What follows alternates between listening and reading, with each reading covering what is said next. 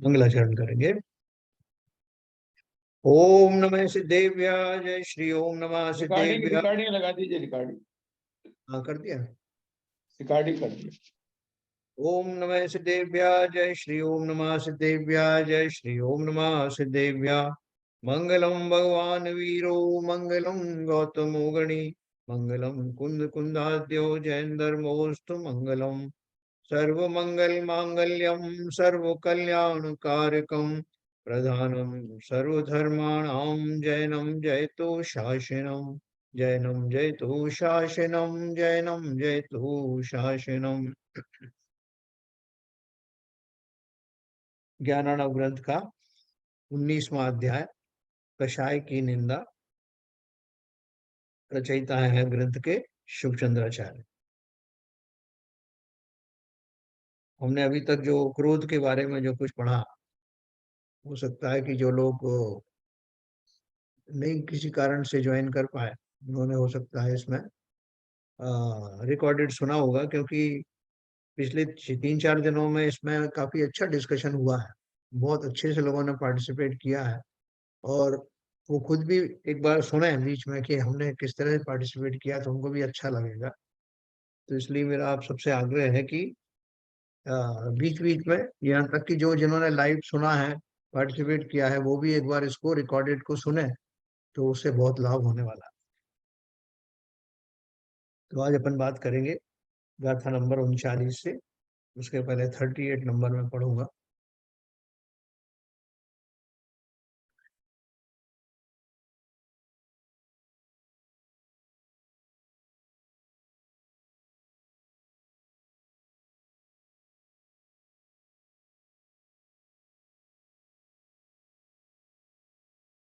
Thirty eight number अपन ने पढ़ी थी।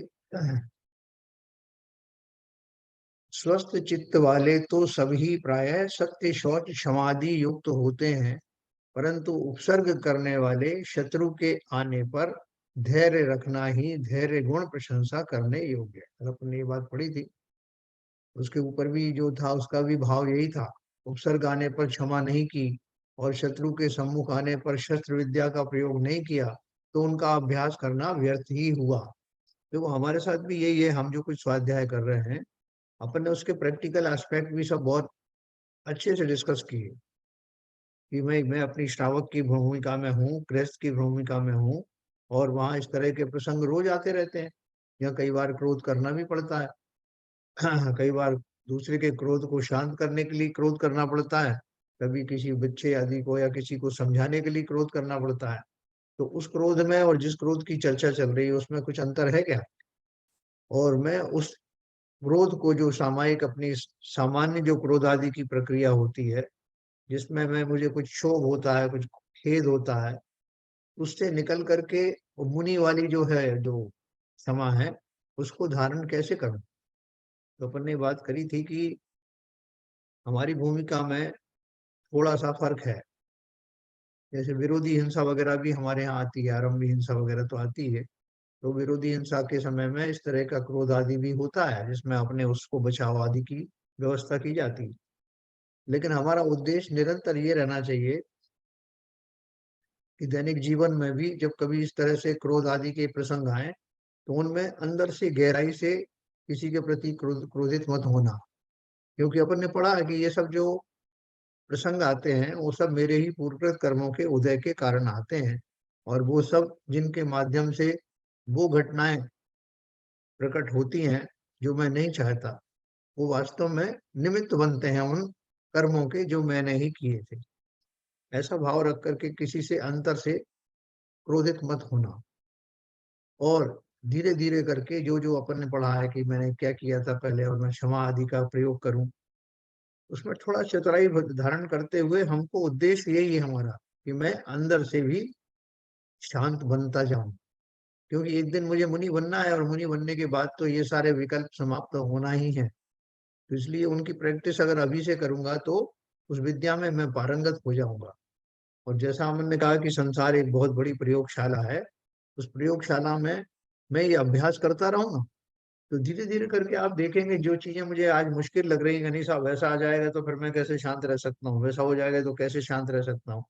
हम स्वयं ही देखेंगे अपने विवेक पूर्वक चतुराई से उस मार्ग में कैसे मैं लोगों से उन परिस्थितियों से निकलता हूँ बिना ज्यादा खेद खिन्न हुए।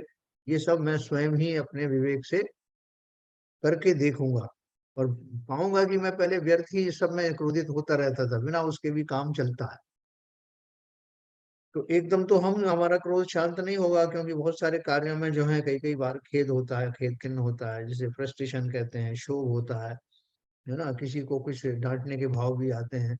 लेकिन उन सब में अंदर से आकुलित मत होना, आकुलित आकुल व्याकुल होने की जरूरत नहीं है। और घटना खत्म होने के बाद भी उसको विशेष उसको रिवीजन मत करना कि मुझे ये कह देना था, मैंने ये क्यों नहीं कहा, मैं इसको यूं सुना देना था।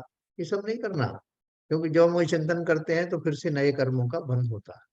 बात को उतने समय तक की समाप्त कर देना चाहिए और जहां तक हो सके दूसरे को ज्यादा आहत करने से बचें। हमारे मिनिमम शब्दों से काम चल जाता है, उतना करना। दूसरों को आहत करने का अर्थ तो फिर वही हो गया ना कि हम अपने नए कर्मों को निमंत्रण दे रहे हैं। और ये हम सब जानते हैं कौन सी चीज से दूसरे आहत हो जाते हैं, बिना उन्हें आहत किए मैं अपनी बात कैसे कहूँ। ये सब कला कौशल हमें सीखना है। तो देखो हमने 38 नंबर पढ़ा, 29 नंबर पढ़ेंगे, 39 नंबर। वासी चंदन तुल्यांत वृत्तिमालम्ब्य केवलम आरब्धम सिद्धिमानीतम प्राचीन मुनिर सत्तमयी। प्राचीन बड़े बड़े मुनि महाराजों ने प्रारंभ किए हुए मोक्ष कार्य को साधन किया है, सो केवल वसूले वसूले और चंदन के समान अंतर्वृत्ति को, यानी समभाव रूप वृत्ति को आलम्बन करके ही साधन किया है। हाँ, भावार्थ है कुठार से चंदन काटा जाए, कुठार माने कुल्हाड़ी, कुल्हाड़ी से चंदन काटा जाए तो वह चंदन वृक्ष जिस प्रकार कुठार की धार को सुगंधित करता है अथवा काटने वाले को सुगंध प्रदान से प्रसन्न करता है, उसी प्रकार मुनि महाराज कोई भी उपसर्ग करता हो तो उसका हित ही चाहते हैं, अहित कदापि नहीं चाहते। इस वृत्ति से ही रहने से मुक्ति की सिद्धि होती है ना। क्या बोला उन्होंने कि जब चंदन के वृक्ष को काटा जाता है कुल्हाड़ी से, तो कुल्हाड़ी की जो नोक है उसके ऊपर वो चंदन की खुशबू लग जाती है। इसका अर्थ क्या है कि जो जिस तरह चंदन के स्वभाव से वो कुल्हाड़ी जिसने उसके ऊपर प्रहार किया था वो भी चंदन के स्वभाव से परिचित हो जाती है, आह्लादित हो जाती है, प्रसन्न हो जाती है। उसी प्रकार से जो मुनि है, मुनि के शांत स्वभाव को देख करके उनके उपसर्ग करने वाले भी चकित रह जाते हैं। अरे देखो मैंने तो कोई कसर छोड़ी नहीं इनको मारने में सताने में, और ये फिर भी शांत भाव से बने रहे। उसका कारण क्या है कि जैसे चंदन का स्वभाव है वो स्वभाव से विमुख नहीं होता, वो तो सुगंध ही देना उसका स्वभाव है। उसी प्रकार से जो उत्कृष्ट मुनि है, यहाँ उत्कृष्ट श्रावक हैं, वो अपने ऊपर में उपसर्ग या वार करने वाले को संताप देने का प्रयास नहीं करते, बल्कि अपने उस नैसर्गिक स्वभावगत क्षमा भाव की याद करके और उन भावों में जल्दी से जल्दी लौट जाना चाहते हैं। शत्रु का निराकरण भी जहां तक संभव होता है शांति और समता के भाव से ही करते हैं। तो ऐसा प्रकरण पा करके हमें दो तरह का फायदा होता है। पहला फायदा तो यह है कि मेरा स्वयं का जो है नवीन कर्म नहीं बनता, पुराने कर्म की निर्जरा होती है। और साथ में हो सकता है कि सामने वाले को अगर समझ आ जाए तो वो मेरा उपकार मानने लग जाता है। उस विचित्र मेरे व्यवहार से जो मैंने उसके प्रति अच्छा व्यवहार किया है उससे उसके सुधरने के भी आसार रहते हैं। ये बात सही है कि हर एक केस में ऐसा नहीं होता, लेकिन होने की संभावना है। तो मुझे उससे मतलब नहीं है कि वो सुधरेगा कि नहीं सुधरेगा, लेकिन मुझे जरूर सुधरना है। जो जिन कटु वचनों का प्रयोग मैं पहले किया करता था, जिस तीव्र कषाय के बस पर मैं लोगों को काउंटर करता था, उसमें तो कमी अवश्य आने लगेगी, आनी ही चाहिए। क्या है? मेरा काम जितने से चल गया और निराकरण का उतना काफी है। बाकी मैं उसको दूसरे को भी उतना ही आहत करूं जितना मुझे उसने किया है, तो मुझ में उसमें क्या फर्क रहा, आपने पहले पढ़ा ना ये। तो इस वृत्ति से रहने से मुक्ति की सिद्धि होती है। ये वृत्ति को हमको निरंतर अपनाना है, जिससे हमारे अंदर वो संस्कार उत्पन्न हो कि जब मैं मुनि बनूं तो मुझे कोई ज्यादा मेहनत करनी नहीं पड़े। संस्कार पहले से चले आ रहे हैं। 40 नंबर पढ़ेंगे।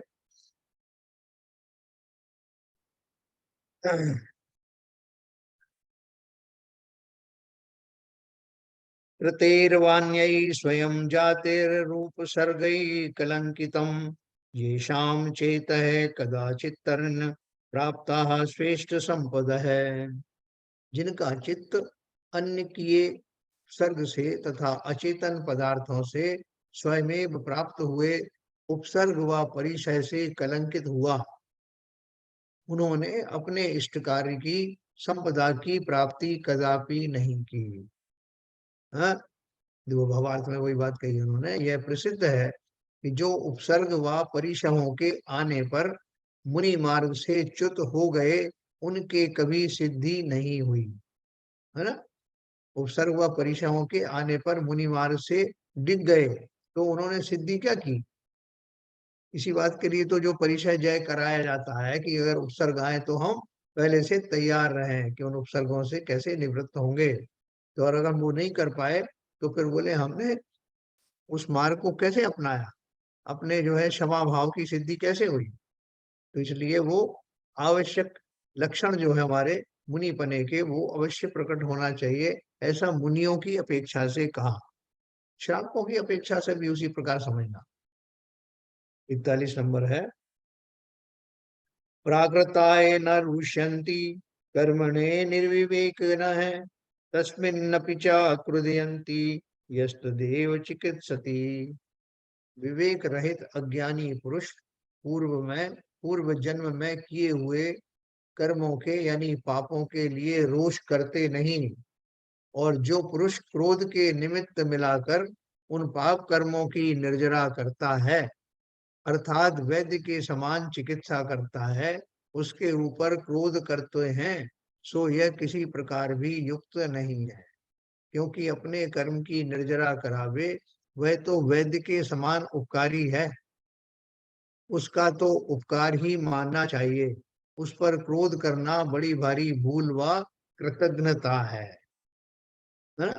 तो क्या बोल रहे हैं, जैसे वैद्य है वो चिकित्सा करता है, तो कैसी चिकित्सा करता है, यहाँ वैद्य की बात कही है। विशेष उसका कारण है कि एक औषधि आती है कुचला कुचला करके, उसका नाम है कुचला, और वो जहर होती है। ऐसे बहुत सारे जहर जो है औषधि में प्रयोग किए जाते हैं औषधि बनाने में। उनकी जो क्वांटिटी है, उनके साथ किसका मिश्रण करना है, ये सब मिला करके वो जहर जो है दिया जाता है मरीजों को, और वो उसका फल सुखद होता है। वो उन जो नेगेटिव चीजें हैं जो अंदर चली गई हैं उनसे काउंटर करता है, और वो उस रोग को समाप्त कर देता है। तो यहाँ बोल रहे हैं कि जैसे वैद्य की वो चिकित्सा है, उसी प्रकार से वो कड़वे घूंट मुझे सुन करके सहन करके मुझे लाभ होने वाला है ना। तो उन्होंने कहा विवेक रहित अज्ञानी पुरुष पूर्व जन्म में किए हुए कर्मों के लिए रोष करते नहीं कि मैंने वैसा ऐसा जो कर्म किए थे उनके ऊपर तो मुझे खेद आता नहीं है। और जो पुरुष क्रोध के निमित्त मिलाकर उन पाप कर्मों की निर्जरा कराता है ना। कैसे दूसरे लोग जो है निमित्त के कारण बने, मेरा अपमान अपमान करने में निमित्त बने, मुझे जो है जो जिनके क्रोध का सामना करना पड़ा, तो जो समझदार व्यक्ति हैं वो समझ जाते हैं कि अवश्य मेरे कोई पूर्वकृत अशुभ कर्म का तीव्र उदय हुआ। और ऐसा उदय होते ही वो जो उनको जो क्रोध आ रहा होता है उसको काउंटर करने का, वो अगर समाप्त नहीं होता तो मंद काफी हो जाता है। क्योंकि मेरी हुई की हुई गलती है ना। मुझे आईना दिखा रहा है कोई, आईने में अगर मैं देखूं कि मेरे मुंह पर कालिक लगी है, तो मैं क्या आईने को फोड़ दूंगा क्या। मैं तो आईने का उपकार ही उपकार मानूंगा कि इसने मुझे दिखाया कि कहाँ कहाँ चेहरे पर दाग लगे हुए हैं, और मैं उसका निवारण कर पाऊंगा। तो मैं उस आईने का उपकार मानता हूँ। उसी प्रकार से जो मेरे पूर्वकृत कर्मों के उदय में कोई मुझे अपमान आदि करता है, गाली गलौज करता है, तो अवश्य ही समझना कि ये बिना किसी कारण के नहीं हो रहा, और इसके पीछे कारण अवश्य वही है जो दयानंद जी ने कहा, तय कर्म पूरब किए कोटे। तो उसको कैसे सहें, उस स्थिति से कैसे निपटें, ये हमारे विवेक पर निर्भर करता है। लेकिन ये अवश्य जान लेना उस समय कि ये मैंने ही किया था। ऐसा समझने के द्वारा ही, समझना मतलब मन से समझना, पूरी तरह से भाव रूप से समझना, ये समझते ही मेरा जो क्रोध का जो ज्वाला थी वो बहुत कम हो जाएगी, और फिर मैं चतुराई से काम लेते हुए उस स्थिति को संभाल लूंगा। लेकिन मूल में ये बात जरूर होना चाहिए कि भैया ये मैंने ही किया था, ये तो लौटाने आया। ये भाव आते ही, मतलब ऊपर ऊपर से नहीं, अंदर से इस बात के ऊपर कन्विंस होना, ऐसा भाव आते ही हमें उस जाति का कर्म, नवीन कर्मबंध अगर होता भी है तो वैसा उतना उत्कृष्ट नहीं होगा, अनंतानुबंधी जाति का नहीं होगा। इसलिए जब भी कभी ऐसे प्रसंग आए हमारे जीवन में, तो ये जो धारणा है, ये जो बात है, इसका मर्म समझना, रहस्य समझना, ये मात्र समझाने के लिए नहीं कही जा रही, ये एक्चुअल में ऐसा ही है। तो क्योंकि अपने कर्म की निर्जरा करावे, वह तो वैद्य के समान उपकारी है, उसका तो उपकार ही मानना चाहिए। उस पर क्रोध करना बड़ी भारी भूल व कृतज्ञता है। हम कहीं भीड़ में बैठे हुए हैं, हमारे दूसरे लोग जो हैं उनको उठा के स्टेज पे बुलाया गया, उनका सत्कार किया गया, लेकिन हमारा नहीं किया गया, तो बल्कि और दो चार लोगों ने कुछ और हमारे बारे में अपशब्द भी कह दिए, तो खेद खिन्न मत होना, समझ लेना कि मेरे कर्म की जल्दी निर्जरा हो गई और सस्ते में छूट गया। जैसे रोग आदि होते हैं ना शरीर में, वो भी सस्ते सस्ते वो दंड है। उसी प्रकार से कि किसी ने आपका अपमान किया, किसी ने आपको नीचे बिठा दिया, आजकल देखो वहां होड़ लगी रहती है कि वो स्टेज के ऊपर जो सम्मान करने वाले हैं, जिसका सम्मान हो रहा है उसको तो लोग भूल जाते हैं, सम्मान किससे करवाया गया उसकी होड़ लगी रहती। तो हम सब जो है निरंतर मान सम्मान पाने के लिए व्याकुल रहते हैं, प्रशंसा प्राप्त करने के लिए व्याकुल रहते हैं। ये सब जीवों की एक कमजोरी है, जिन्हें नहीं मिलता है वो उसका उसमें द्वेष करने लगते हैं। संसार में ये सब चीजों में क्या रखा है, निंदा प्रशंसा इन सब भावों में एक पना रखना, क्योंकि मुझे तो मुनिवत क्षमा धारण करना। तो वैसे लोग जो उन पर क्रोध करते हैं वो बड़ी भारी भूल करते हैं। क्यों करते हैं बड़ी भारी भूल? की वो तो उपकार करने आया, आपको उस कर्म से रहित करने आया, और आपने उसका उपकार माना नहीं, तो इसलिए बोलते हैं उस पर क्रोध करना बड़ी भारी भूल व कृतज्ञता है। 42 नंबर पढ़ेंगे। यह शुभ्रान्मां समाकृष्य क्षिप्यत्यामात्म मस्तधी वधवंदन निमित्ते अपि कस्तस्मै विप्रियम चरेत। जो कोई निर्बुद्धि वध बंधनादिक उपसर्ग का निमित्त मिलाकर मुझे तो नरक जाने से बचाता है, अर्थात पूर्व कर्म की निर्जरा करने का निमित्त बनता है और अपने को नरक में डालता है, उसके लिए कौन बुरा आचरण करे, उसका तो उपकार मानना उचित है? जैसे कोई व्यक्ति जो है, मुझे पानी में से निकालने आ रहा है, मैं कुएं में या तालाब में नदी में डूब रहा हूँ, और उसने मुझे निकालने की कोशिश कर रहा है और उस कोशिश में वो स्वयं डूब जाता है, तो मैं तो उसका उपकार मानूंगा ना, कि उसने अपनी जान पर बाजी लगा करके वो मुझे बचा दिया, और स्वयं उसमें डूब गया, इस बात का मुझे खेद भी होना चाहिए, और उस व्यक्ति का मैं उपकार मुझे मानना चाहिए। उसी प्रकार से जिस व्यक्ति ने क्रोध आदि के द्वारा, गाली आदि के द्वारा या प्रतिकूल संयोग प्रदान करने के द्वारा मुझे उन कर्मों से रहित किया है, जो कर्म मुझे अदरवाइज टिके रहते अभी और आगे तो नरक में ले जाते, उसने मुझे एक चांस दिया। क्या चांस दिया? कि उन कर्मों को क्षमा करके, उनके उदय को क्षमा करके मैं उन कर्मों से निवृत्त हो सकता था। तो जो ज्ञानी है, जो समझदार है, उन्होंने तो वही किया, तो उसको एक्सेप्ट कर लिया। जैसे कोई मुझे जोर से पकड़ के खींच रहा नदी में से, और मैं उसको ही मारने लगूं कि तो मुझे इतनी जोर से क्यों खींच रहा, और उसी को गिरा दूं, तो वो मेरा सही विवेक नहीं हुआ ना। उसी प्रकार किसी ने अगर मुझे इन प्रसंगों के द्वारा प्रताड़ित करके मेरे उन कर्मों से मुझे मुक्त किया, जो अगर नहीं निकलते तो मुझे नरक में ले जाते, और ये सब कार्य करने के लिए उसने जिस तरह के भाव किए, उससे वो स्वयं तो नरक में चला जाए, लेकिन मुझे अवश्य ही, जो मैं ज्ञानी हो गया हूँ, उन कर्मों से निजात दिलवा देगा, मुक्ति दिलवा देगा। इस बात को ध्यान रखना। मुझे उसके ऊपर भी करुणा बुद्धि आनी चाहिए कि बेचारे को देखो इतना क्रोध आ गया और मेरी खातिर आया, मेरा उपकार करने के निमित्त से आया, लेकिन बेचारा ये तो दुर्गति में चला जाएगा।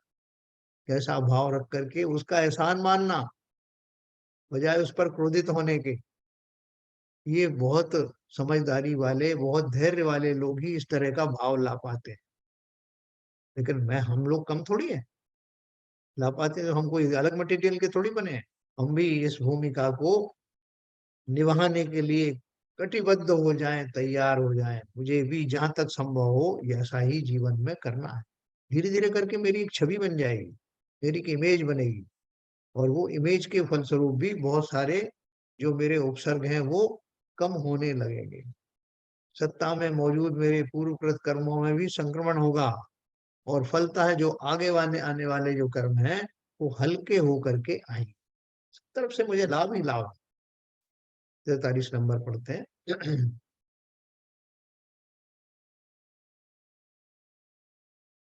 यस्यैव कर्मणो नाशाज जन्मदाह प्रशाम्यति तच्चेद भुक्ति समायातम सिद्धम तरह्यद्य वांछितम। जिस कर्म के नाश होने से संसार का आतप नष्ट हो, उस कर्म का उदय उसी काल में भोगने में आ गया, तो यह वांछित कार्य सिद्ध हुआ, ऐसा समझना चाहिए। क्योंकि कर्म का नाश तो करना ही था, सहज ही उपसर्ग आने से और उसके सह लेने मात्र से निर्जरा हुई, तो यह वांछित सिद्धि क्यों ना हुई। देखो, जब हम कोई खोटा काम करते हैं तो हम स्वयं को, हमें स्वयं भी ये बात ज्ञान ज्ञात में आती है कि अरे मैंने पता नहीं ऐसा ऐसा कर्म किया, अब इसका कैसा फल मिलेगा भगवान जाने। हम उसके प्रतिफल को सोच सोच करके ही घबरा जाते हैं कि पता नहीं इसका कैसा जो है फल मुझे मिलेगा, वो पता नहीं कब मिलेगा, वो कौन सी स्थिति में होऊंगा, उस समय मुझसे बर्दाश्त होगा कि नहीं होगा। है ना? जैसे हमारे बुढ़ापे में बहुत सारी बीमारियां आती हैं, तो बीमारियां बुढ़ापे में ही क्यों आती हैं और सबको एक जैसी क्यों नहीं आती? तो वो कहते हैं कि कर्म ऐसे समय में उदय को आते हैं जब मैं उनमें कुछ भी करने में असमर्थ रहता हूँ। जैसे बैरी भी जब आपको मारता है तो पहले आपको हर तरह से लाचार कर देता है, मजबूर कर देता है, हाथ पैर बांध देता है, उसके बाद प्रहार करता है। उसी प्रकार से वृद्धावस्था में जो विशेष रोग आदि आते हैं, कहते साहब ये तो बुढ़ापा है, बुढ़ापे के रोग है। वो बुढ़ापे में क्यों आते हैं? क्योंकि उस काल में मैं अशक्त हो जाता हूँ, तो मुझे दोहरी मार पड़ती है, मेरी सहन शक्ति भी कम हो जाती है, मेरे हाथ पैर भी कमजोर हो जाते हैं, और उस समय वो कर्म उदय में आते हैं।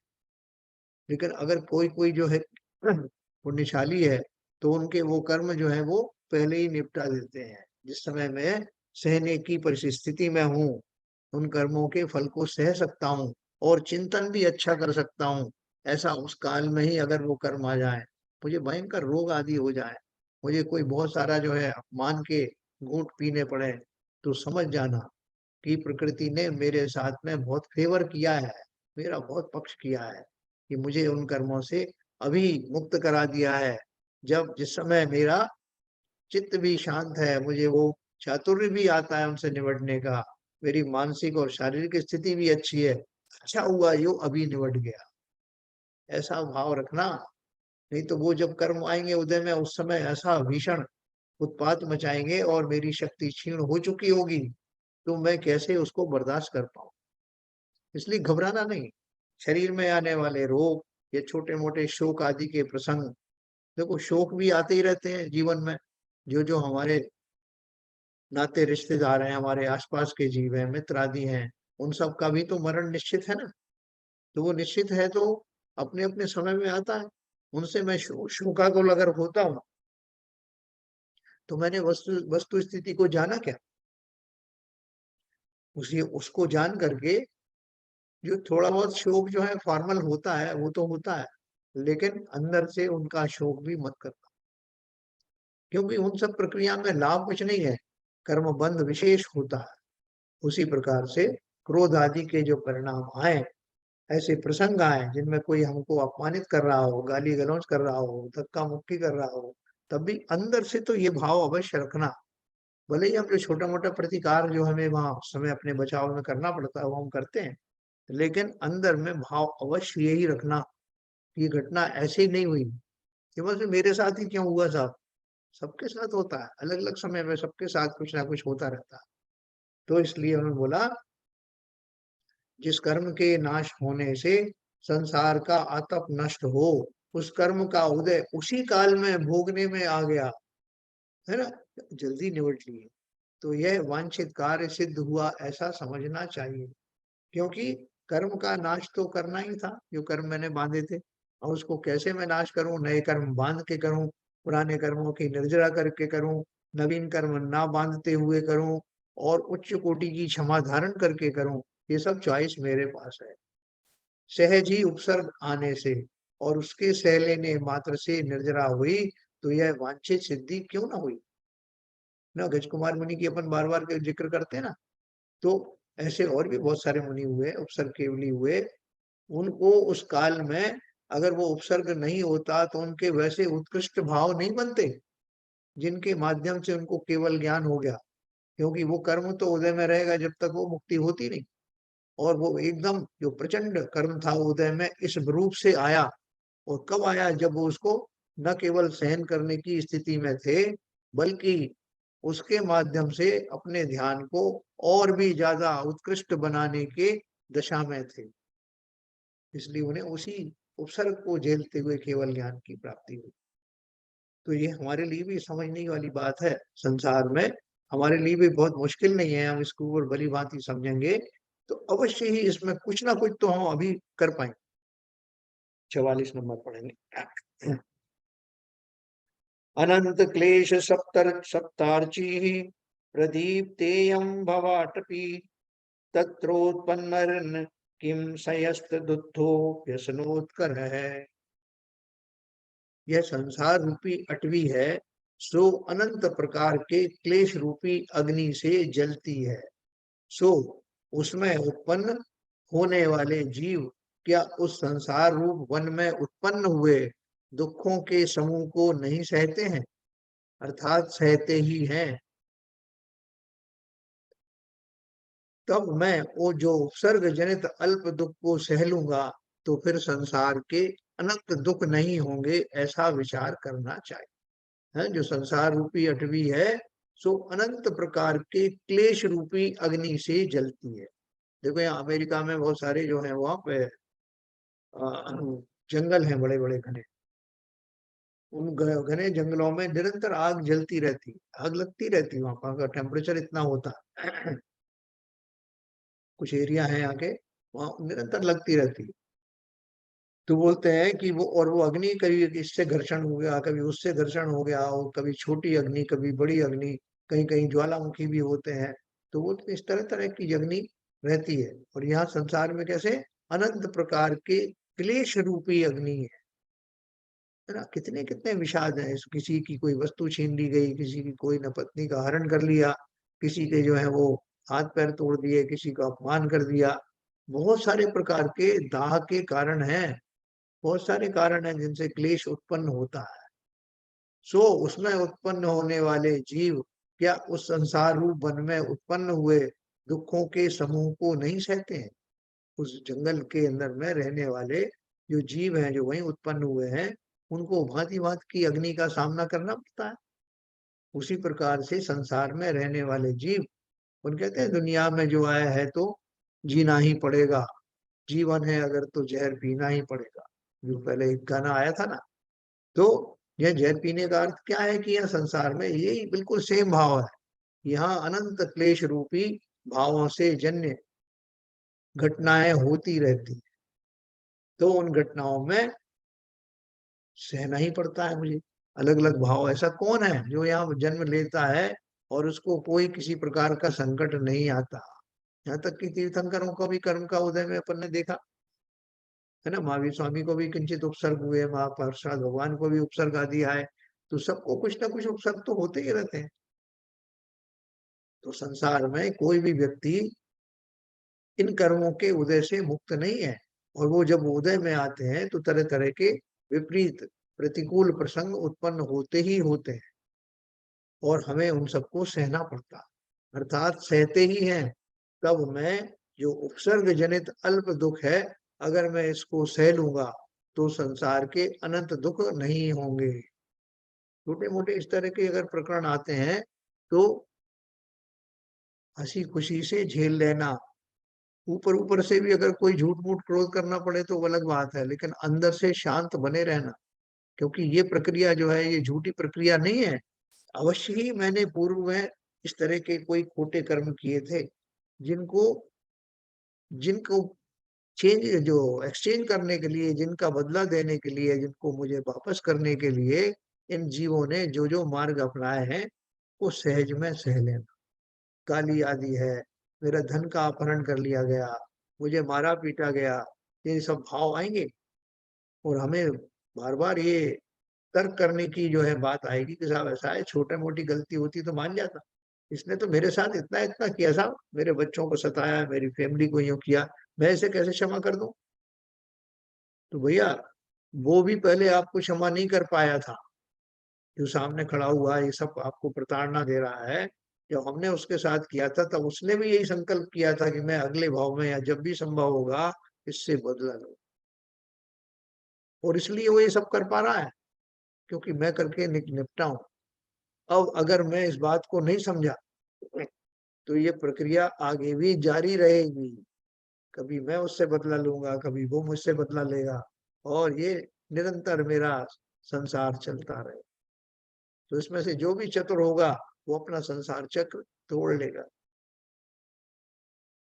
तो इसलिए ऐसा विचार करना चाहिए, उपसर्ग जनित अल्प दुख को सह लूंगा तो फिर संसार के अनंत दुख नहीं होंगे, ऐसा विचार करना चाहिए। अगला 45 नंबर पढ़ते हैं। सम्यक ज्ञान विवेक शून्य मनसै, सिद्धांत सूत्र द्विषो निस्त्रिशाम, नित्रिषा परलोक नष्ट मतयो, मोहानलो दीपिता, दौर्जन्यादि कलंकिता यदि नरा, ना स्वर्जिगत्याम तदा, कस्मात् तीव्रत को विरोनन्नत धियः, कांक्षन्ति मोक्ष श्रियम्। यदि इस जगत में सम्यक ज्ञान और विवेक से शून्य चित्त वाले, सिद्धांत शास्त्र के द्वेषी, निर्दय, परलोक को नहीं मानने वाले नास्तिक, मोह रूपी अग्नि से जलने वाले, दुर्जन दुर्जनता आदि कलंक से कलंकित मनुष्य नहीं होते, तो उन्नत बुद्धि वाले मुनिगण तीव्र तपस्यादिक करके मोक्ष रूप लक्ष्मी को क्यों चाहते हैं? भावार्थ दिया है, उक्त प्रकार के दुष्ट पुरुष अनेक हैं, तप करने से वे उपसर्ग करेंगे, उस उपसर्ग को जीतेंगे, तभी हमें मोक्ष की सिद्धि होगी, ऐसा विचार करके ही मानो मुनिगण मोक्ष के अर्थ तीव्र तपस्या करते हैं। देखो इसका भाव क्या है कि इस जगत में अगर ऐसे दुष्ट व्यक्ति नहीं हो, इस तरह के दुष्ट आचरण करने वाले ना हो, है ना, ज्ञान से रहित लोग ना हो, लिखा ना इस जगत में सम्यक ज्ञान और विवेक से शून्य चित्त वाले, सिद्धांत शास्त्र के द्वेषी, निर्दयी, परलोक को नहीं मानने वाले नास्तिक, मोह रूपी अग्नि से जलने वाले, दुर्जनाति कलंक से कलंकित मनुष्य अगर नहीं होते, तो फिर ये संसार ही स्वर्ग बन जाता ना। संसार ही, जैसे मैं स्वर्ग के मैं देखता हूँ कि सब तरह के भोग भोगने की जो है वहां पे हुआ है, और अनंत काल तक, अनंत मतलब काफी दीर्घ काल तक भोगते हैं, या जो सिद्ध बन गए हैं जिन्हें अनंत काल तक सुख की प्राप्ति होती, फिर तो यहाँ पे सारे सुख मिल जाते ना, इससे भागने की जरूरत कहाँ थी। लेकिन संसार नाम ही इसका है जिसमें इस तरह के उपद्रव प्रदान करने वाले जीव पाए जाते हैं, अज्ञानी जीव, निर्दयी जीव, ज्ञान से रहित जीव, सिद्धांत को न जानने वाले जीव भरे पड़े। तो अब ये स्थान ये सब देख करके, और इससे कभी वो मुक्त होने वाला नहीं, इसी का नाम संसार है। तो इससे निकलने का एक ही तरीका है। हाँ, देखो, नरक में जिस समय जीव वहां के दुख भोगता है तो इतना त्रस्त हो जाता है कि एक सेकंड को भी वहां फुर्सत नहीं है मार काट से। इतने त्रस्त हो जाते हैं, खूब प्यास लग रही है, खूब भूख लग रही है, और इस प्रताड़ना से घबरा कर, इस आतप से घबरा कर वो जीव भागता है। तो कहाँ जाता है? भागते भागते उसको एक नदी मिलती है। पहले तो एक पेड़ मिलता है, पेड़ के नीचे खड़ा हो जाता है कि यहाँ थोड़ी शांति है। तभी वो पेड़ के ऊपर से जो पत्ते गिरते हैं वो तलवार की धार वाले होते हैं, उससे उसके खंड खंड हो जाते हैं। फिर वो घबरा करके, वो नदी नहीं दिख रही है, उस नदी में डुबकी लगा करके किंचित सुखी होना चाहता है। तो वो नदी जो है, कहते हैं खून पीप से बनी हुई, इस तरह की जो नदी बह रही है जिसमें सैकड़ों जीव हैं, वो उसको खाने के लिए उतावले हैं, वो उसका विध्वंस कर देते हैं। अर्थात वो जहां जहां शांति पाने के लिए जाता है वहां और भी तीक्ष्ण रूप से उसको प्रतिकूलताएं मिलती हैं। क्योंकि यहाँ संसार में, संसार से निकलने का मार्ग तो है, लेकिन मार्ग इतना आसान भी नहीं है। क्योंकि उस संसार रूपी स्थान में रहने वाला मैं भी उन बाकी जीवों के सदृश हो जाता हूँ, मेरा भी विवेक खो जाता है, और फिर मैं पान प्राप्त करने की कोशिश करता हूँ कि कोई तो इस मार्ग से, इस संसार से मुझे निकाले। और तब मुझे, अगर मैं पुण्यशाली हुआ, मेरा भाग्य का उदय होगा, तो मुझे उससे निकलने का मार्ग श्री गुरु द्वारा बताया जाता है। और उस मार्ग से निकलने में सबसे बड़ी जो विद्या है वो यही है कि संसार में ये समस्त प्रकार के प्रतिकूलताएं जीवन में आएंगी, और वो आएंगी, मुझे लगेगा कि दूसरे लोग मुझे ये प्रतिकूलताएं दे रहे हैं, लेकिन जब मुझे ज्ञान होगा तो मालूम पड़ेगा मेरे ही पूर्वकृत कर्मों के कारण ये सब जीव मुझे दुखी करते हुए दिखाई दे रहे हैं। जैसे ही मुझे इस बात का विश्वास हो जाएगा, मैं अपने नवीन कर्म का बंध का उपाय खोजूंगा, जिसे आश्रम का बंध कहते हैं, है ना, संवर कहते हैं। और उसके बाद जो सत्ता में मौजूद कर्म है उनसे भी तो मुक्ति पानी है, तो वो निर्जराएं कैसे होंगी? तो ये संवर और निर्जरा का मार्ग है, जिसमें नवीन कर्म का बंध तो करना ही नहीं। मैं अगर दूसरे पर क्रोध करूंगा तो मेरा नवीन बंध होगा ना, और सह लूंगा तो मेरे पूर्वकृत कर्मों की निर्जरा होगी। ऐसा भली प्रकार जान करके संसार में से निकलने का जो मार्ग है, उस मार्ग को ये मानकर कि संसार में जो कुछ घटित होता है वो सब नैसर्गिक है, संसार नाम ही इसका है, तो उससे मैं निकल पाऊं, इसके लिए समता रखना कि भैया ये नहीं होगा तो कोई और होगा। संसार में ये सब जो है, स्त्री है, पुत्री है, पुत्र हैं, और दूसरे नाते रिश्तेदार हैं, इनके माध्यम से भी दुखों की अनुभूति होती रहती है। लेकिन मैं ये मूर्ख हूं ना, मैं समझ नहीं पाता। किसी के प्रति मैंने उपकार किया तो मेरे इस जीवन में आकर के वो आज्ञाकारी पुत्र बन गया। किसी के प्रति मैंने द्वेषपूर्ण आचरण रखे तो मेरा शत्रु बन गया। या भाई भी बन करके आया तो वो मुझसे द्वेष रखता है। पत्नी बन करके आई तो वो कलह प्रिय हुई, वो इसीलिए हुई क्योंकि मैं भी जब दूसरे भाव में था या कभी था तो मैंने भी इस जीव के साथ ऐसा ही किया। ये जान करके इस तरह के भावों से, जहाँ भावों का आदान प्रदान ही ना हो, इस तरह के कुत्सित विचार ही ना आए, ऐसे मुक्ति मार्ग पर बढ़ने के लिए मुझे इन उपायों को धारण करना ही होगा।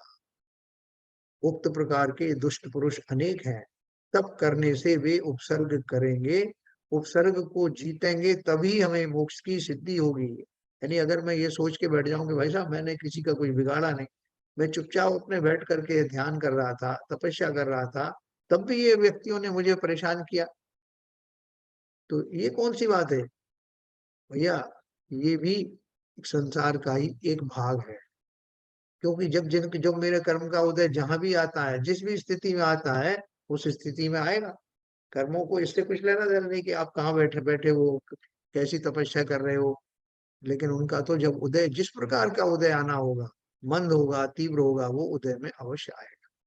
इसलिए उन कर्मों से भी द्वेष मत करना, कर्मों के माध्यम से होने वाले जो निमित्त हैं उनसे भी द्वेष मत करना।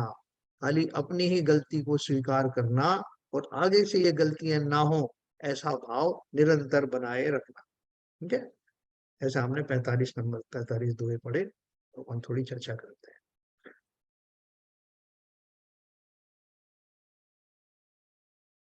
हाँ सर, तो आज के उसमें कुछ विशेष बात मालूम पड़ी शैलेंद्र जी? नहीं, आज सबसे बड़ी बात तो ये बात उन्होंने बोली कि जब कोई आपको तैरने के लिए जब आप डूबते हो, तो आपको बचाने के लिए वो डूबता है, वो कूदता है और आपको बचा के खुद तर जाता है। उसको उन्होंने कर्मों से जोड़ा है कि आपके ऊपर उपसर्ग किया और आपने सहन होके आप तो बच गए, लेकिन वो उस उपसर्ग में वो स्वाहा हो गया। हाँ, तो देखो मुनियों ने कितना कहाँ तक सोचा है और किस किस तरीके से सोचा है कि कैसा उपकार हुआ है आपका। मतलब आपका जो उन्होंने उपकार बता दिया कि यदि आपको शांत रहते हो और अपने संयम रख पाते हो अपने क्रोध पे और उसको सहज भाव से देते हो तो कितना पुण्य हो जाए, कितने डबल काम हो जाते हैं। इस जी, तरीके से उन्होंने लिया है और हर तरीके से उन्होंने अपनी बात को सुखचंद आचार्य जी ने सिद्ध किया है कि किस तरीके से हमको ये अपने क्रोध पर और अ, करना कितना ज़रूरी नहीं मतलब ये आप मुनि, उसके बगैर तो जीवन ही नहीं है, उसके बगैर तो मुनि चले ही नहीं। लेकिन अपन कर पाएंगे क्या ऐसा? विश्वास होता है क्या? ललित जी बताएं जरा, अपन कुछ कर पाएंगे इसमें कि ये सब सुनी सुनाई बात है, कहने सुनने की बात है? अनम्यूट करिए, ललित जी अनम्यूट करिए। मतलब मैं समझता हूँ कि जैसे मन मार्ग तो एक उच्च मार्ग है, लेकिन अपने गृहस्थ जीवन में भी अगर हम ये अडॉप्ट करते हैं तो अवश्य मन शांत रहेगा। नहीं तो इन चीजों में अगर हम पड़े रहते हैं कि भाई किसी ने क्रोध किया, उसके ऊपर काउंटर क्रोध किया हमने, या हम व्यथित हुए, अशांत हुए, तो ये जो चीजें हैं वो गृहस्थ वालों के लिए भी पूरी पूरी तरह एप्लीकेबल हैं एक्चुअली। अगर हमको मन मन शांत रखना है, मन सुखी रखना है, ऐसा मैं समझता जैसे कोई समाज में कोई विघ्न उत्पन्न कर रहा है, कोई व्यक्ति किसी तरह से प्रतिकूलताएं फैला रहा है, कोई दुष्टताएं कर रहा है, तो हमारा फर्ज नहीं है कि उसको दंड दें और उसको प्रताड़ित करें, उसको सार्वजनिक रूप से उसकी जो है उस बात सबको बताएं? ये नहीं करना चाहिए क्या? हूँ। ठीक है, दंड देने वाले तो हम किस कौन सी अथॉरिटी से हम दंड देंगे उसको? तो दंड दंड देने वाली बात नहीं है। हाँ, लेकिन अगर मान लीजिए वो अगर समाज के लिए खतरा है, तो हमें चाहिए कि हम समाज को इस बारे में अपनी राय से अवगत करा दें, अपने जो मित्र हैं या पड़ोसी हैं। क्योंकि अगर व्यक्ति आपको इंडिविजुअली खतरा दे रहा है या आपको दुखी कर रहा है, तो मान लो अगर वो ऐसा भी है जो कि समाज को भी चोट पहुंचा सकता है, आपके पड़ोसी को भी चोट पहुंचा सकता है, तो ठीक, आपका फर्ज है कि आप उनको भी अलर्ट करें, उनको बारे में बता दें। बाकी उनको उनका जजमेंट उनका अपना है। हाँ, क्या करना चाहिए थोड़ा सा बताएं सीवी जैन साहब।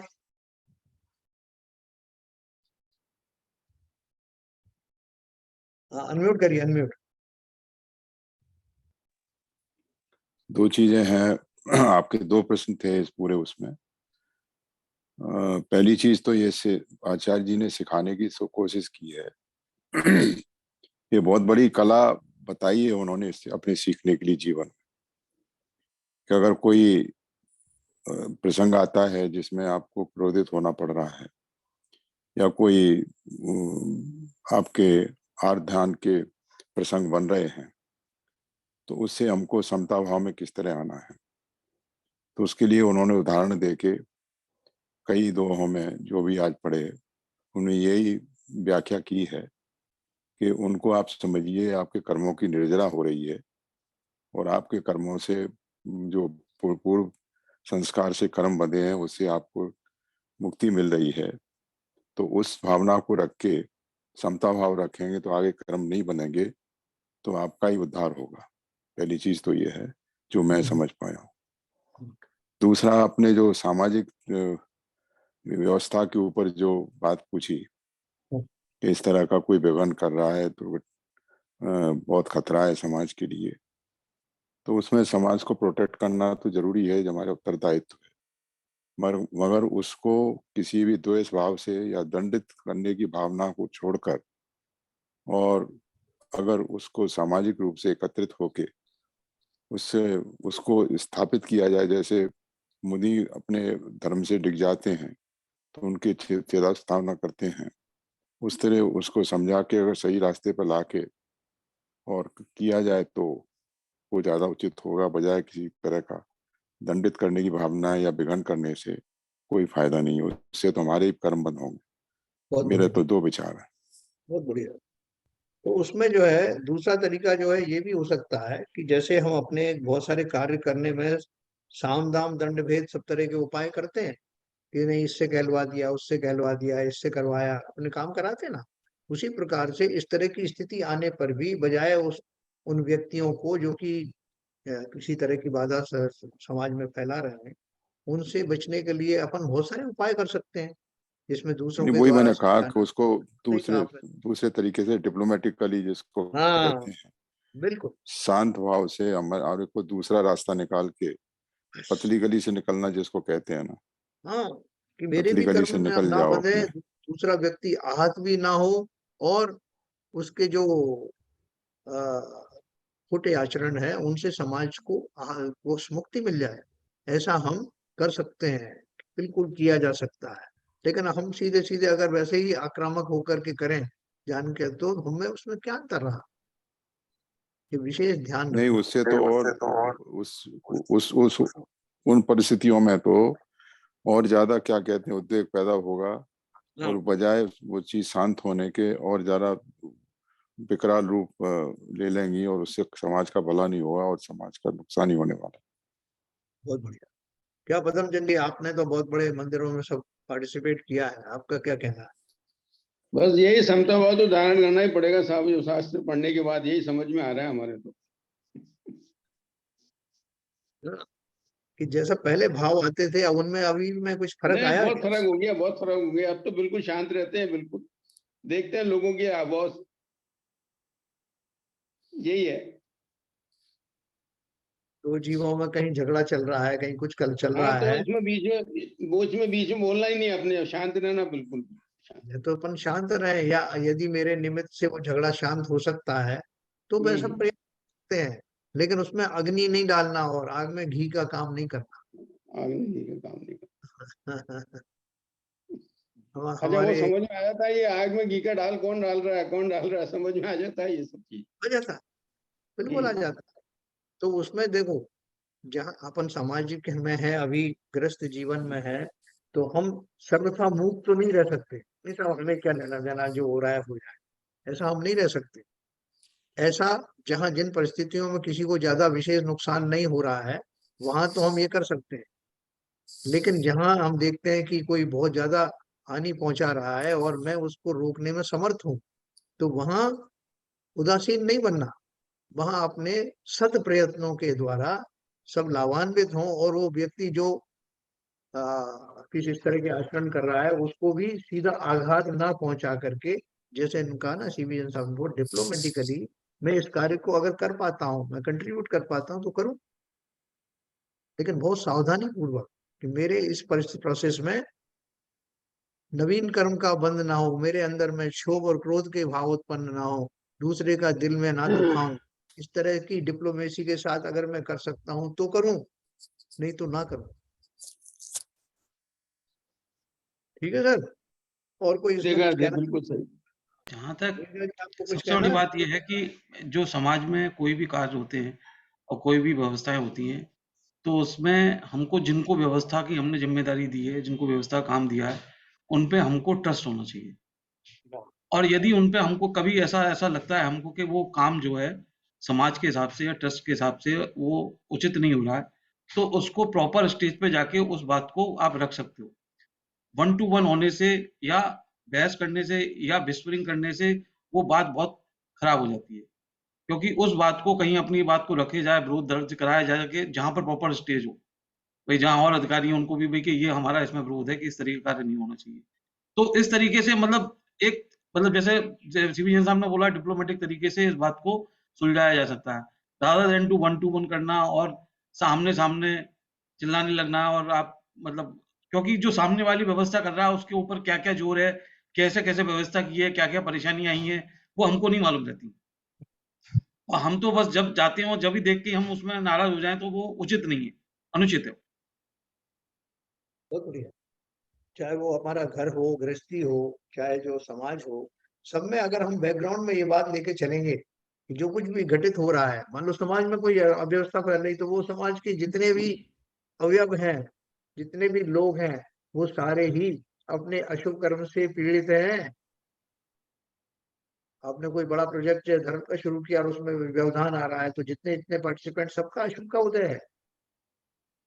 अपन उसके लिए जो बाहर से तो कर देते हैं, सारे विधान का आयोजन कर दिया, साहब ये जो है अशांति फैल रही है, सब किया, लेकिन उसके विधान के माध्यम से जो भाव शुद्धि का जो हमारा उपाय था, उसको तो पूरी तरह से अमल में लाना है ना। भाव भी तो शुद्ध होना, कि खाली कोरी क्रिया करने से कुछ लाभ होने वाला नहीं। उसके माध्यम से अपना मनोमालिन्य मिटा देना, एक दूसरे से मिल करके कोई ऐसा आयोजन करके जिसमें सबके अंदर के जो कलेबरी भाव उठा रहे हैं, जो मालिन्य उठ गया है, वो साफ हो, ऐसा प्रयास करना। इन प्रयासों में कार्यरत होने से हमारे जो काउंटर भाव उत्पन्न होते हैं, बजाय दूसरे को सताने के, दूसरे सब प्रफुल्लित हो मेरे कार्यों से और मुझे उसका श्रेय भी नहीं चाहिए। ऐसे भावों के द्वारा हम अवश्य ही अपने आप को संसार से निकालने में समर्थ होंगे।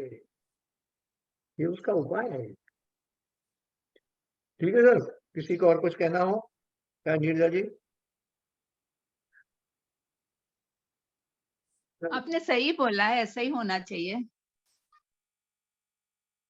आपने कभी किसी ने करके देखा कि मुझे, मैंने कोई काम किया और उसमें मैं निमित्त बना अच्छे कार्य में और बाद में मुझे उसका श्रेय मिला नहीं और उनको मिल गया श्रेय जिन्होंने उसमें कुछ किया ही नहीं, तो मुझे क्या करना चाहिए? ऐसा होता है कई बार, लेकिन उसके लिए खेद खिन्न होना ही नहीं चाहिए। एक्सपेक्टेशन रखेंगे तो ये प्रॉब्लम आती है, जब ऐसे ही करा तो कुछ बात नहीं। मगर ऐसा क्यों होता है कि मैंने किया अच्छा खासा, मेरा कंट्रीब्यूशन था और श्रेय किसी और ने ले लिया?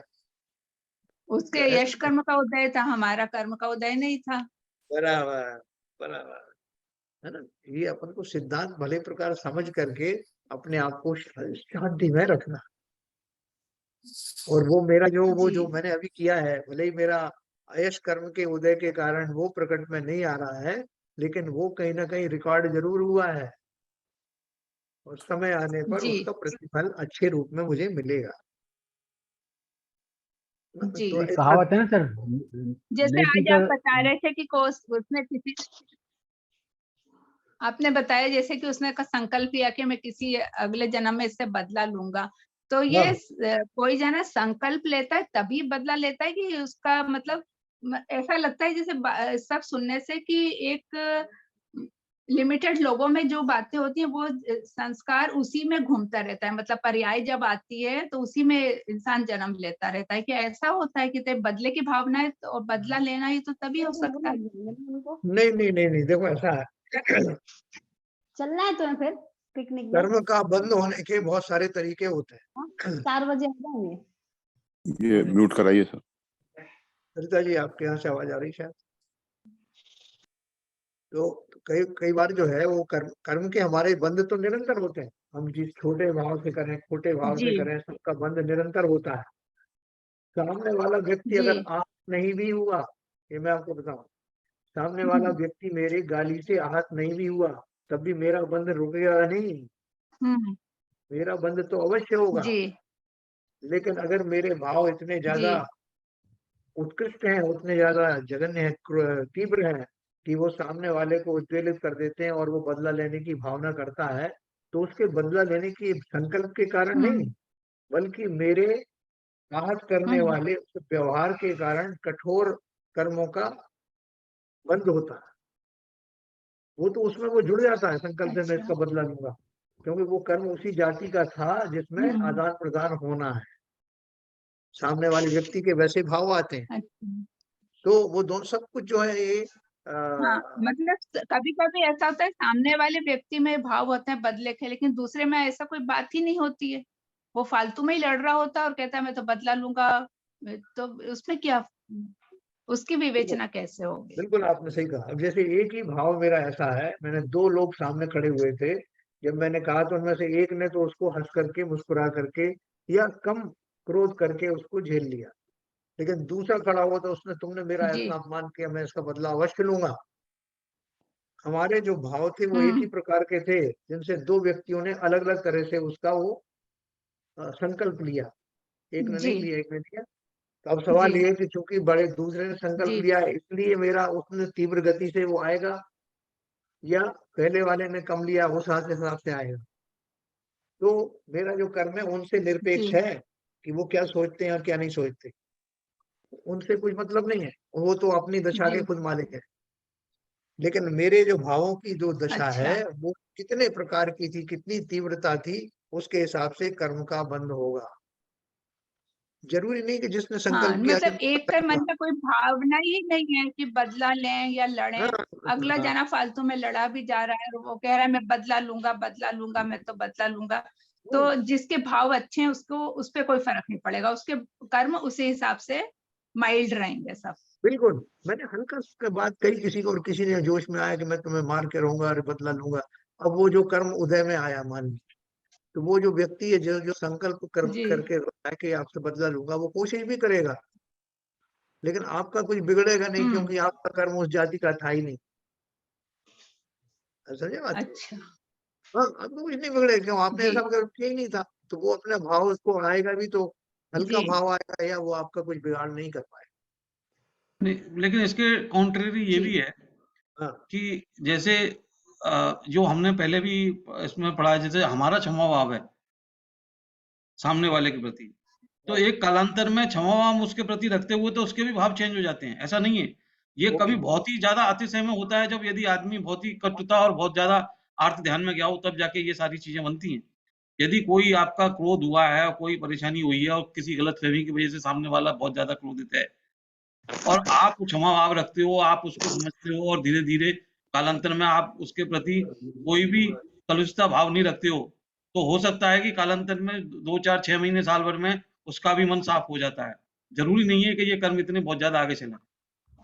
उसके दो कारण हैं। एक कारण तो है कि मेरे समता में बने रहने के कारण मेरे कर्मों का जो है संक्रमण आदि हो भी हो सकता है, जो तीव्र कर्म था वो हल्का पड़ सकता है। और दूसरा जो सामने वाला है उसके खुद के भी जो कर्म थे जिनके कारण वो क्रोधित था, उसमें भी उसको भी संक्रमण हो रहा है। ये सारी चीजें मिलकर के एक साथ घटित होती हैं। वैसे भी आपने शैलेंद्र जी कहा ना 6 महीने से ऊपर, वैसे 6 महीने से ऊपर अगर तो इस वैर चलता है तो वो वैर की श्रेणी में चला जाता है। अगर उससे पहले है तो फिर तो वो अपना ही उसमें संक्रमण होके वो अपने आप ही कट जाते हैं। तो ज़्यादातर हमारे तो ये देखें कि अपने इसी समय के जो हमारे भाव हैं, कलुषता हैं, वो यहीं से लट जाती हैं। यदि आपका समता में रहे, चलते रहे और यदि आप हमेशा क्रोधित बने रहे हो, हमेशा लगे रहे, आर्त ध्यान में लगे रहे, तो ये फिर उसका कोई पार नहीं है, वो तो कब तक जाएगा, कहाँ तक जाएगा, कुछ कह नहीं सकते। हाँ भाई जी, आप 6 कुछ ऐड महीने करना के चाहें? ऊपर भी हो तो वो अनंतानुबंधी, हाँ, 6 महीने के ऊपर हो जाता है तो वो अनंतानुबंधी वो हो जाता है। तो उसमें भी तो संक्रमण हो सकता है अपने भावों के हिसाब से। देखो 6 महीने से ऊपर का मैंने पहले ही बताया था। उसका नियम ऐसा नहीं है कि 6 महीने तक आपने अगर क्षमा अनंतानु नहीं मांगी तो अनंतानुबंधी बन गया।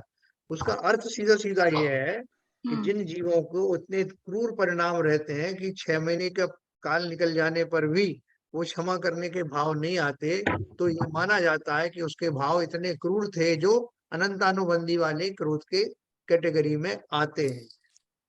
समय ने उनको जी। अनंतानुबंधी में कन्वर्ट नहीं किया, बल्कि मेरे भाव अगर इतने तीव्र है, जैसे बोलते हैं पत्थर पर खींची गई लाइन आसानी से नहीं मिटती, जी। जल में जी। खींची गई रेखा जल्दी मिट जाती है। तो वहां जी। काल का माध्यम से उदाहरण दिया गया है कि अगर जी। मेरे भाव इतने कलुष हैं कि इतनी अवधि के बाद भी मृदु नहीं होते, शांत नहीं होते, तो ये माना जाता है कि वो इतने कठोर थे जो अनंतानुबंधी की कैटेगरी वाले थे। हाँ, वो बात ठीक हो गई। लेकिन मान लो बाद में कालांतर में आके उनके भाव अच्छे हो जाते हैं और उसे अफ़सोस होने लगता है कि मेरा गलत हुआ, तब तो संक्रमण हो सकता है। बिल्कुल, बिल्कुल हो सकता है। और जैसे ये था शुभ अशुभ में, जैसे कोई काम किसी ने अशुभ किया या शुभ किया और बाद में उसके भाव खराब हो गए कि अरे मैंने ये फालतू ऐसा कर दिया, तो वो संक्रमण होकर अशुभ बन जाते हैं, पाप पुण्य का जो होता है। और हाँ। मतलब एक बार ये हो गया, लेकिन ये संक्रमण तो कई बार हो सकता है, बार बार, क्योंकि भावों का परिवर्तन होता ही रहता है, कभी अच्छे हो जाते हैं कभी खराब, एक चिंतन एक ही बात पे चलता है, कभी अच्छा होता है कभी खराब, तो संक्रमण ये बार बार होता रहता है। बिल्कुल होता है, कोई एक एक काल थोड़ी इसी काल में होगा संक्रमण। देखो, मैंने जी कोई घटना घटित हो गई, मैंने कुछ ऐसा अपराध किया, उसके बाद में 1 महीने तक मुझे कोई पश्चाताप नहीं हुआ उसका, तो वो कर्म यथास्थिति में बना हुआ है। जी।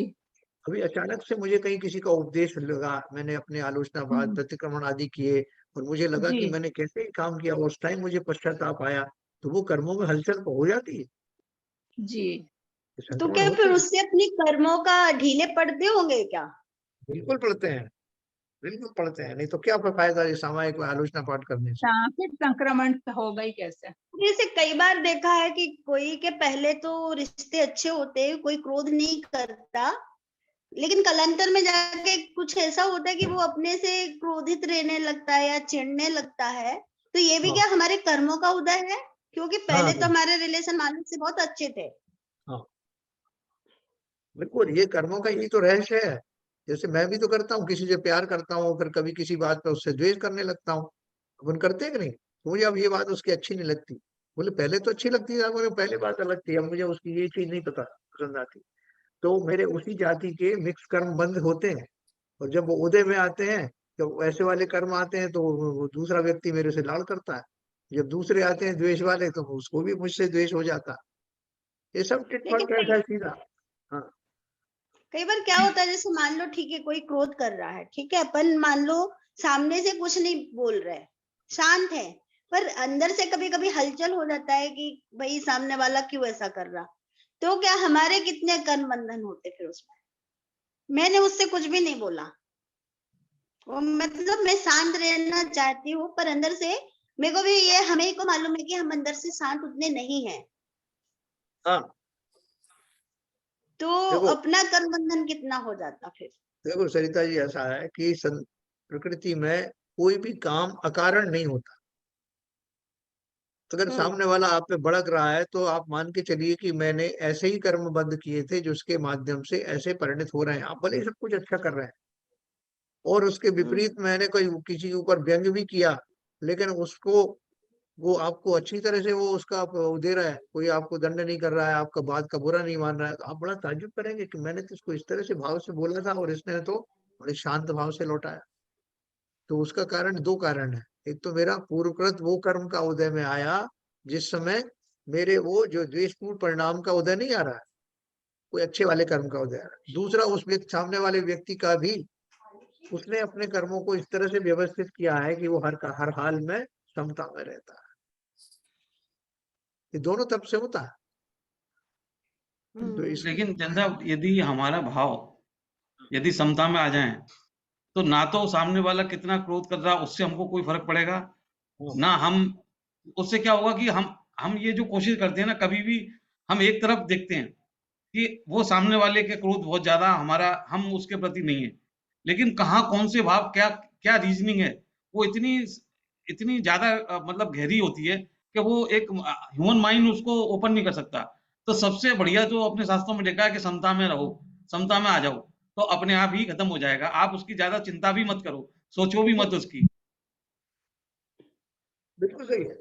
मैंने जिस भाव से वो कर्म बंद किए थे, और उनको सहने के दो तरीके हैं। मैंने जो बंद किया था, वो उसके निमित्त से वो सामने वाला भड़क रहा है, ठीक है, उसकी अपनी भी जो कंट्रीब्यूशन है वो अलग है। लेकिन मैं अगर समता में रहा, तो मैंने अपने पूर्वकृत कर्मों का प्रायश्चित कर लिया, समझो। इसी तो प्रायश्चित जैसा ही है। अपन आलोचना पाठ पढ़ के मुक्त थोड़ी हो सकते हैं। जैसा मैंने पढ़ा तो था ना 3 बार आलोचना पाठ, फिर भी मेरी कर्मों की निर्जरा नहीं हुई। पढ़ने का अर्थ क्या है? पढ़ने का अर्थ है वैसा भाव भाषण करना, वैसे चित्त में लाना, अपने मनोमालिन्य को धो डालना, वो है। और आगे से ऐसा ना हो, इसका संकल्प करना। तो ये थोड़ा सा कॉम्प्लेक्स है मैटर, अपन कल इसको और डिस्कस करेंगे। कल एक आध दो दोहे के बाद में ये क्रोध वाली कषाय शांत हो जाएगी, और फिर अपन जो है मान कषाय के बारे में पढ़ेंगे। तो देखो, बहुत उत्कृष्ट बात है ये। हमारे, और कल अपन और प्रैक्टिकल चर्चा करेंगे। कल बहन जी भी थोड़ा सा अपना ऐड करेंगे इसमें, और फिर अपन क्रोध कषाय से निवृत्त हो जाएंगे क्या, मतलब चैप्टर में हो जाएंगे।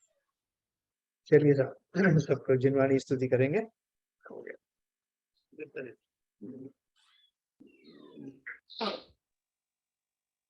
मिथ्यातम नाश वेको ज्ञान के प्रकाश वेको आपा पर भास वेको भानु शिव खानी है।